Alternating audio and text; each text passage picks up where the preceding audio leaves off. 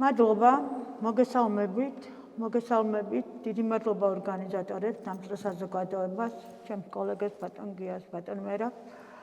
ძალიან მოკლედ ამ ფორმატში რაც შეიძლება, შევეხები ზოგადად საქართველოსაც და მათ შორის თბილისში წყლის ობიექტებს, რა მდგომარეობაშია, რა რეგულაციებია, რას ვფიქრობთ და ასე შემდეგ. ძალიან მოკლე პრეზენტაცია შემოგთავაზებ. ეს არის ჰიდროქსელის როლი ქალაქ თბილისის ფორმირებაში. თავიდან დავიწყებ იმაზე, რომ წყალი ახლა არავისთვის ახალი არ არის, რომ სიცოცხლის საწყისია ზოგადად, ადამიანის არსებობისთვის ერთ-ერთი მასტიმულირებელი ფაქტორია. და აქედან გამომდინარე წყლის ობიექტებზე ფიქრი, დარდი, ტკივილი, რაც ზოგადად კაცობრიობას აწუხებთ, განსაკუთრებით ბოლო წლებში ეს აისახა არა მარტო ჩვენს ქვეყანაში, არამედ მთელი მსოფლიოს წინაშე დგას უკვე ეს პრობლემა და დაიწყეს ფიქრი, როგორ უნდა ვუშველოთ და გადავარჩინოთ, რომ გადავრჩეთ მათ შორის ჩვენს. ეხლა ამ შემთხვევაში ვიტყვი ძალიან მოკლე სტატისტიკურ მონაცემებს თვითონ საქართველოსთან მიმართებაში. საქართველო მიეკუთვნება იმ ქვეყნების რიცხვს, რომელსაც ძალიან დიდი რესურსი აქვს წყლის და ზოგადად წყლის ობიექტები, განსხვავებით ბევრი ქვეყნისგან, რომელიც ძალიან განიცდის ამ მხრივ ძალიან დეფიციტს. და უნდა ვთქვათ, რომ 26,060 მდინარე რეგისტრირდება, მე ბატონი მერაბი ალბათ დამეხმარება უფრო დეტალურად სტატისტიკაში, თუ რაიმე შეცდომით მაქვს წარმოდგენილი. აქედან 99 და 4% ძალიან მცირე სიგრძის არის, 25 კილომეტრიანია ეს მდინარეები. ყველაზე დიდი მდინარე იცით, რომ არის მდინარე მტკვარი, რომელიც იღებს თურქეთში სათავეს და ჩაედინება ბაქოში. არის ასევე, 18,000 წავიკითხავ ამას, იმიტომ რომ ეს რიცხვები ცოტა ძნელი და სამახსოვრებელია. 18,109, ანუ 70 მდინარე მიეკუთვნება შავი ზღვის აუზს, 791 მდინარე მიეკუთვნება კასპიის ზღვის აუზს, ჰიდროლოგიურად შესწავლილია ზოგადად 555 მდინარე შავი ზღვის აუზში და 528 მდინარე კასპიის ზღვის აუზში. ეს ზოგადი მონაცემებია. საქართველოს უდიდესი მდინარე მტკვარი უკვე ვთქვი, მის ტერიტორიის მხოლოდ შუა ნაწილი საქართველოში რაც გაედინება, ეს არის 400 კილომეტრი. ასევე საქართველოში 860-მდე ტბა არის, ტბები ძალიან მდიდარი ვართ ამ კუთხით. ძალიან ეს არის პატარა საერთოფართოვი არის 170 კვადრატული კილომეტრი და ზოგადად აღემატება ტერიტორიის 0,24%. ფართი ყველაზე დიდი ფართით ფარავნის ტბა არის, გამოირჩევა მოწყვილობით, ტაბაწყური და სიღრმით გამოირჩევა რიძა. ანუ ეს სამი ტბა არის სხვადასხვა პარამეტრით განსხვავებული დანარჩენი ტბებისგან. შავი ზღვის სანაპირო ზოლის სიგრძე საქართველოს ფარგლებში მთლიანად აფხაზეთის ჩართვით, რა თქმა უნდა, იმიტომ რომ მიმაჩნია, რომ ძალიან მალე აფხაზეთი ისევ ჩვენ დაგუბრუნდება, 315 კილომეტრია. საქართველოში ჭაობებს აქვს განსაკუთრებული დიდი ფართი დაკავებული და დაახლოებით 225,000 ჰექტარია და აქედან ყველაზე დიდი რაოდენობით მოდის კოლხეთის დაბლობზე. მათი რაოდენობა. ჰიდროელექტროსადგურების და ირიგაციული სისტემებისთვის 53 წყალსაცავი არსებობს და მათგან 35 აღმოსავლეთ საქართველოში მდებარეობს. ქვეყნის მტკნარი მიწისქვეშა წყლების ბუნებრივი მარაგი დაახლოებით 18,000 მილიონი მეტრი კუბია, საერთო საპროგნოზო საექსპლუატაციო მარაგი დაახლოებით 10,600 მილიონი მეტრი კუბი იქნება. ხა მართლა ხორციელდება სხვადასხვა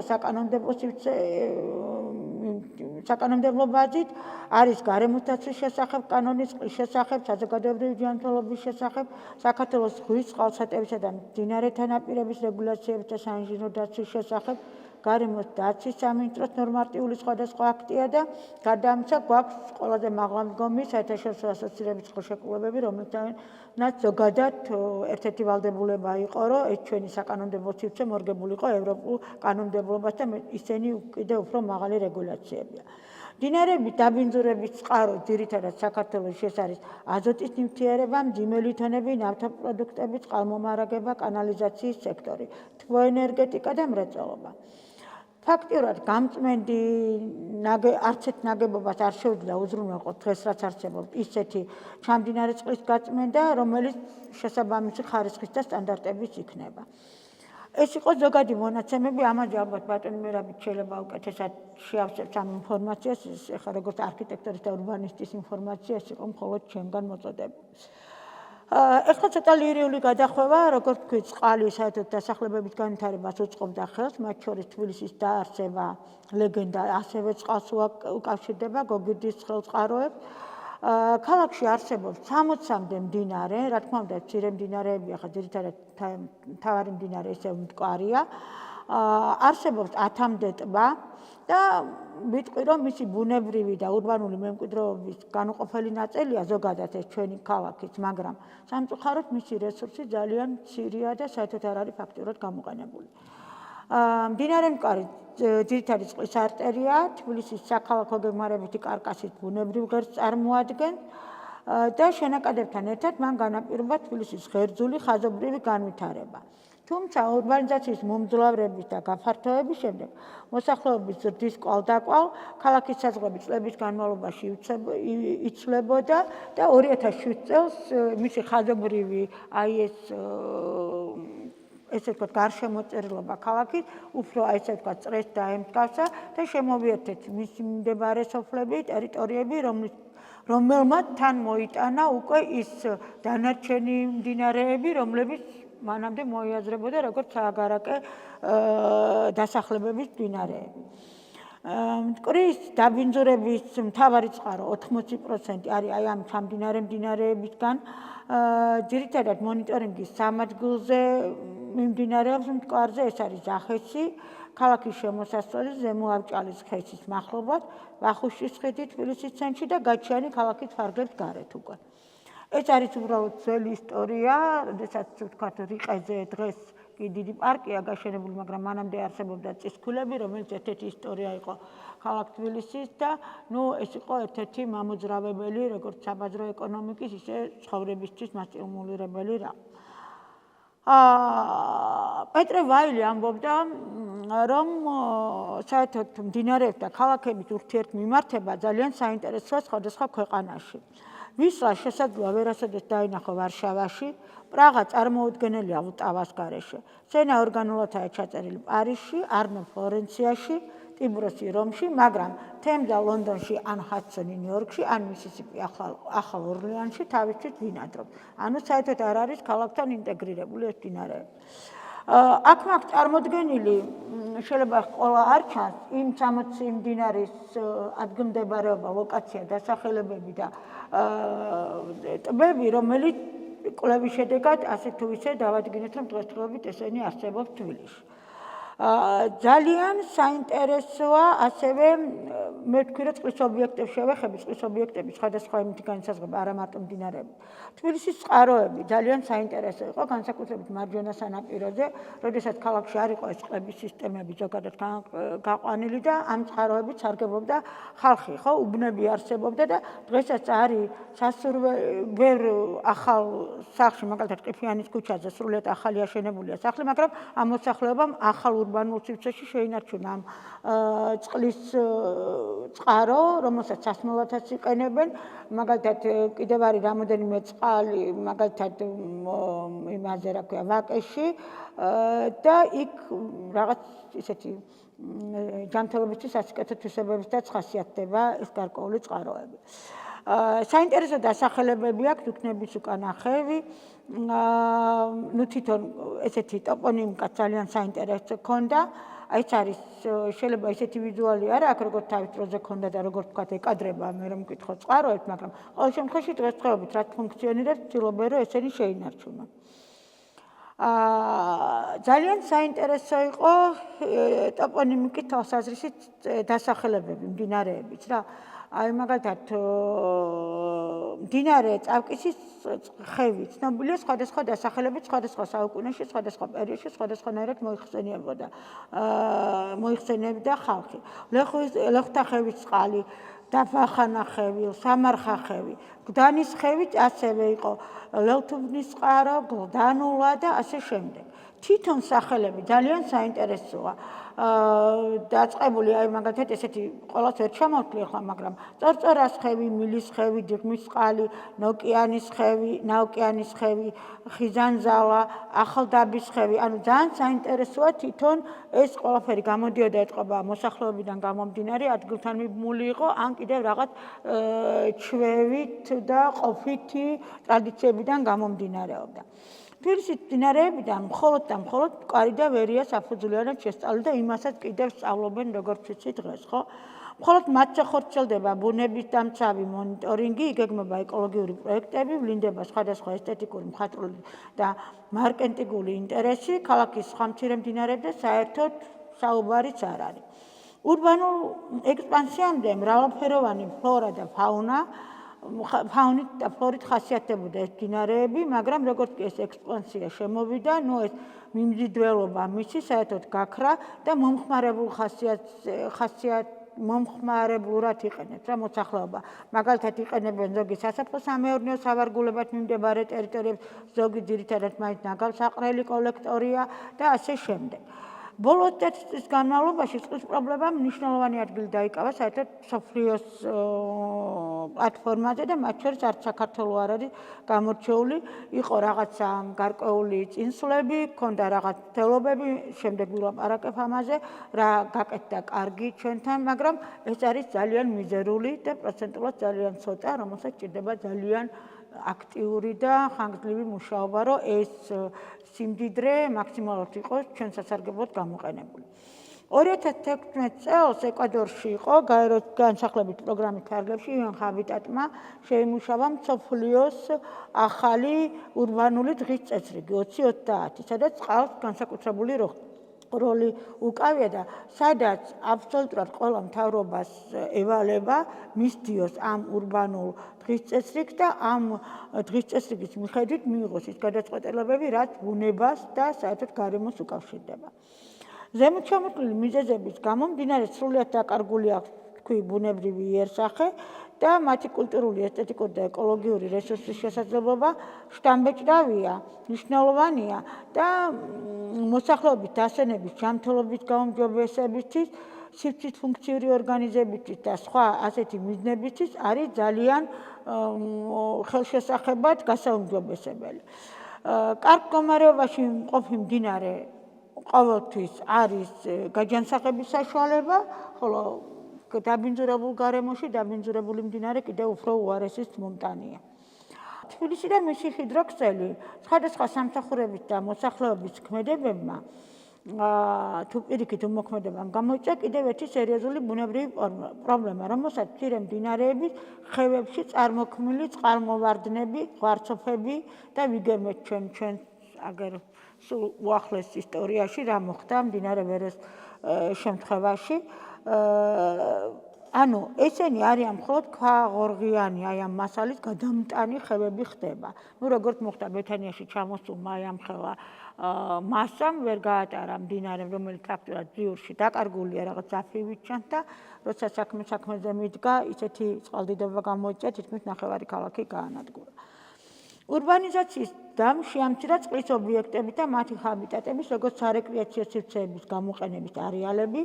ქალაქი ზურგით შეტრიალდა საერთოდ მდინარისკენ და ჩაანაცვლა მხოლოდ სამეურნეო, საკანალიზაციო და ნაგავსარყვრელის ფუნქციები. განსხვავებით მდინარე მტკვარის და მდინარე ვერესგან საერთოდ ძველ გეგმებში ფაქტიურად არ ფიგურირებს აი 2014 წლის, 74 წლის, 53 წლის გეგმებში საერთოდ არ ფიგურირებს მდინარეები. მხოლოდ მტკვარი განიხილება, დანარჩენი მდინარე როგორც სარეკრეაციო სივრცის ნაწილად არის მოხსენიებული. მე-19 საუკუნის დასაწყისიდან ევროპულმა ქალაქმშენებლობითმა პრინციპებმა კომერციული მეურნეობის რევოლუციამ ქალაქური ცხოვრების ახალმა ნირმა სრულიად უგულებელყო ძველი ეგრეთ წოდებული თბილისიც, როგორც ეძახდნენ ჩვენ დედაქალაქს და მასთან ერთად მისი მდინარე მტკვარით თავისი შენაკადებით. საბჭოთა ქალაქმშენებლობამ თბილისის სოციალური რეკონსტრუქციის განხორციელებისას მდინარე მტკვრის სანაპიროები ქალაქის მთავარი მაგისტრალებით ფუნქციად აქცია და საერთოდ მოწყვიტა ქალაქი. ახლა იცით რომ ეს სანაპიროები არის ერთ-ერთი მთავარი მაგისტრალები და არასაკმარისი განივი კავშირები. 11 ხიდი არსებობს, მეტი ხიდი არ არსებობს და ესეც ძალიან დიდ პრობლემას ქმნის თუნდაც დღევანდელი სატრანსპორტო გადატვირთულობის ფარგლებში.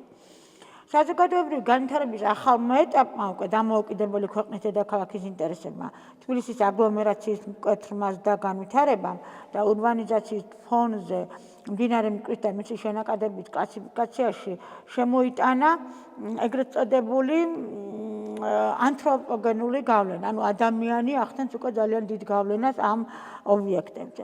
90-იანი წლების მძიმე სოციალურ-ეკონომიკურმა მდგომარეობამ უფრო გაუარსა კიდე ამ ჰიდროქსელის მდგომარეობა და როგორც ეკოლოგიური, ისე ვიზუალური თვალსაზრისით განუკითხავებამ, კანონდაუმორჩილებამ, უკანონო თუ კვაზიკანონიერმა მშენებლობებმა, ნihilizmმა, არაინფორმაციულობამ პირდაპირი გავლენა იქონია თვითონ წყლის ობიექტებზე.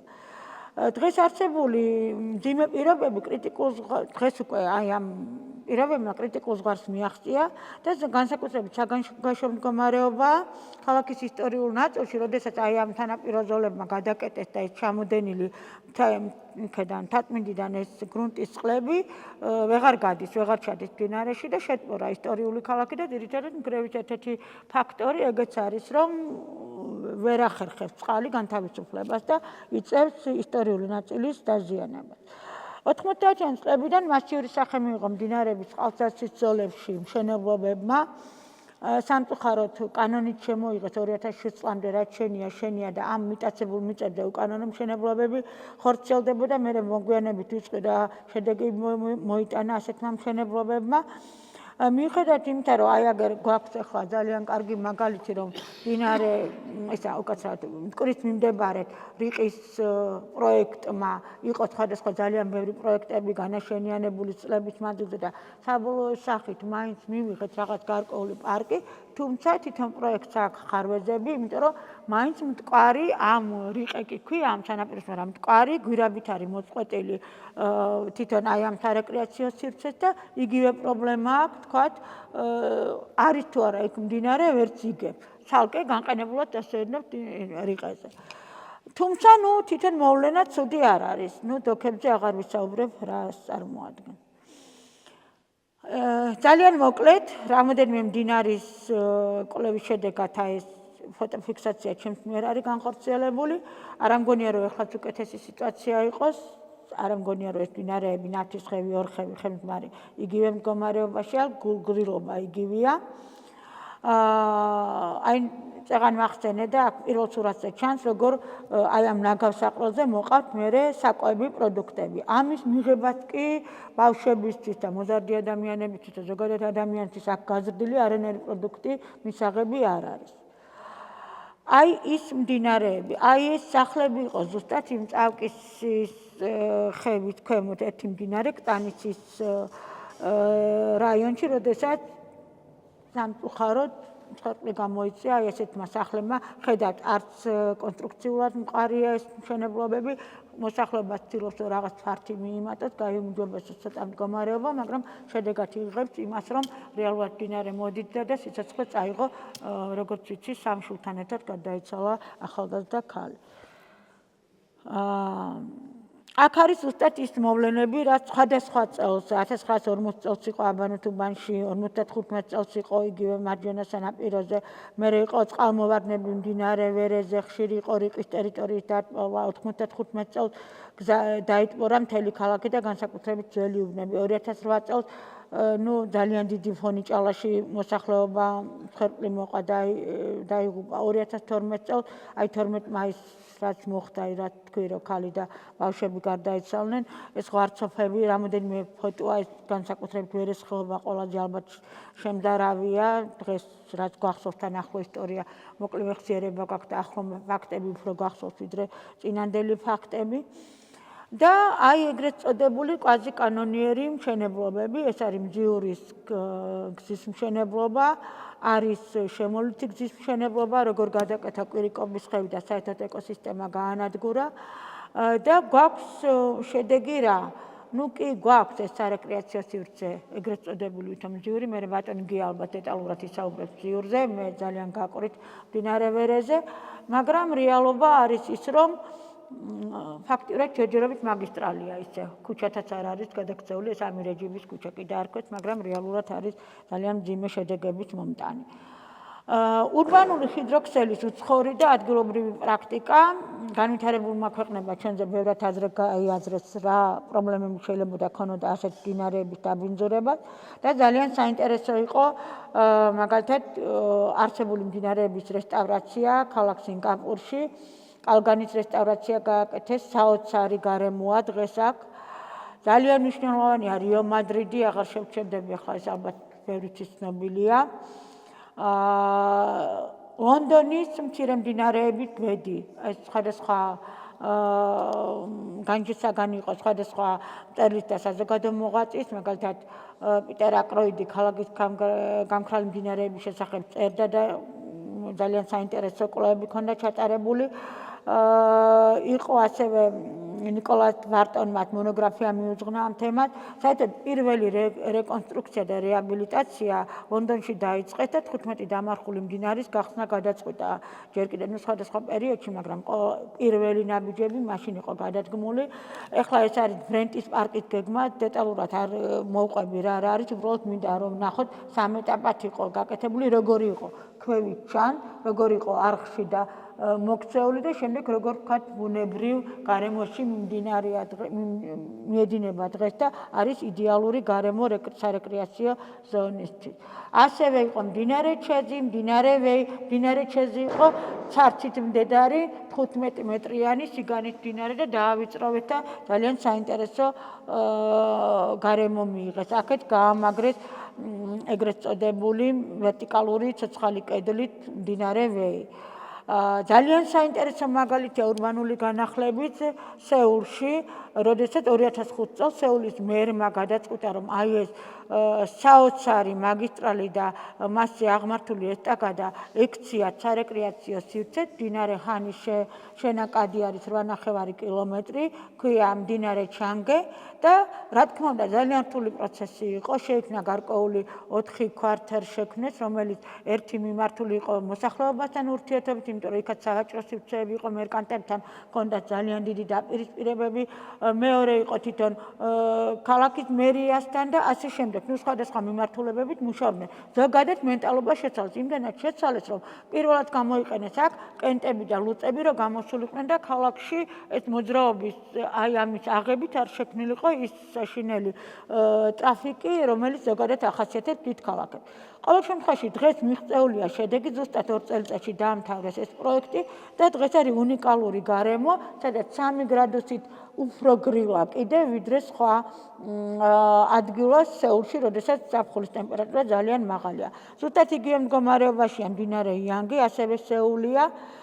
ვილაპარაკებ თბილისის პროექტებზეც, სადაც ვთქვათ თბილისის წყლის ობიექტებთან დაკავშირებული პირველი პროექტები განხორციელდა, ეს იყო ჯერ კიდევ 27 წელს, როდესაც ზოოლოგიური პარკი გენერალური გეგმა შეიქმნა, ანუ დღევანდელი ზოოპარკის, მე დღეს ახლა ზოოპარკის გადატანა უნდათ და ალბათ სწორია, უბრალოდ ვერ მოაბეს, რაღაც ბოლომდე არ არის გადასული, ხო? იქ არის ახლა თბილისის ზღვასთან არის ეს ზოოპარკი. შემდეგ იყო მდინარე მტკვრით ფუნქციური გეგმარებითი კონცეფცია იყო 98 წელს გიგაბათიაში ჰქონდა გაკეთებული. შემდეგ იყო საბავშვო ქალაქი მზიური, ბატონი გია ამაზე უკვე დეტალურად ვისაუბრეს, როგორც თვითონ ავტორი.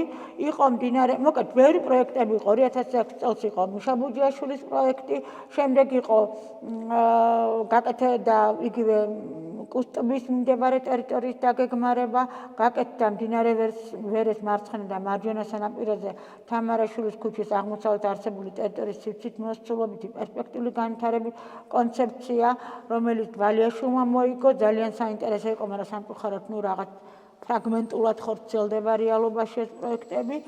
შემდეგ თბილისის ზღვით მიმდებარე ტერიტორიაზე ასევე ბატონი გია მუშაობდა და ჩარჩოგეგმაა გაკეთებული.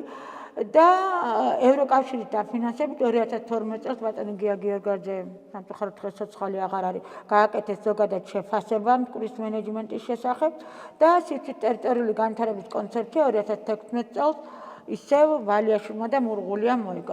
ეხლა ნაჩვენებია თბილისის ზღვის გარშემო ჩარჩოგეგმა, არის კუსტბის ტერიტორია, ეს არის გუდანის ტერიტორიის გეგმა, ეს რაც ვისაუბრე მიშა ბუჯიაშვილის 2006 წლის პროექტი, მიშა ბალიაშვილის 16 წლის პროექტი და ბოლო პროექტი, რომელიც ასევე კონცეფცია მოგვიანებით გაკეთდა. სპეციალურად არ ვახსენებ ბატონ გიას პროექტს, იმიტომ რომ მას თვითონ ისაუბრებს, ალბათ ჯობია რომ ყველაზე კარგი რაც თქვა საქართველოში დღეს გაკეთებული არის და შეუერთდა ამ ხრივ საქართველოს მსოფლიო აი ამ ურბანული განახლების პროცესს ეს იყო ლეხტახებით პროცესი მერაბ გუჯოჯიანია ავტორი უნიკალური გარემო შეიქმნა დღეს თუ არა გაქვთ ნანახი ალბათ ტურისტებისთვისაც ძალიან საინტერესო და ძალიან ბევრმა ქართველმაც არის სამწუხაროდ ეს პროექტი არსებობს მე ვთვლი რომ ერთ-ერთი საუკეთესო პროექტია ეს არის უბრალოდ პროცესი მშენებლობით და საბოლოოდ დღეს უკვე მიღებულია საინტერესო სარეკრეაციო სივრცე. ძალიან მოკლედ რეკომენდაციები ჩემეული ხედვით ეს არის რომ აუცილებელია თბილისის ისტორიულ ჩამოყალიბებული ნაწილის წყლის ობიექტების არსებული მდგომარეობის გათვალისწინებით დარგობრივ სექტორულ პროექტებთან ჰარმონიზებაში შესამუშავებელია დედაქალაქის ჰიდროქსელის ურბანული განვითარების ერთიანი სტრატეგია ჩამოსაყალიბებელია წყლის ობიექტების ურბანული მენეჯმენტის სისტემა შესატარებელია ჰიდროქსელის და იმ არეალების ინვენტარიზაცია რომელთაც მიენიჭებათ განსაკუთრებული რეკრეაციული სტატუსი შესაბამისი სამსახურების მიერ განსახორციელებელია უცნობი დასახელების წყლის ობიექტების სახელდება, იმიტომ რომ ბევრია მდინარე, რომელსაც არ აქვს დასახელება. შესაქმნელია მონიტორინგის ჯგუფები წყლის ობიექტებზე მინიმუმ სეზონური დაკვირვებების შესატარებლად. თბილისის მცირე მდინარეების და ტბებისთვის მოსაწყობია თანამედროვე სტანდარტების შესაბამისი წყლის გამწმენდი ნაგებობები.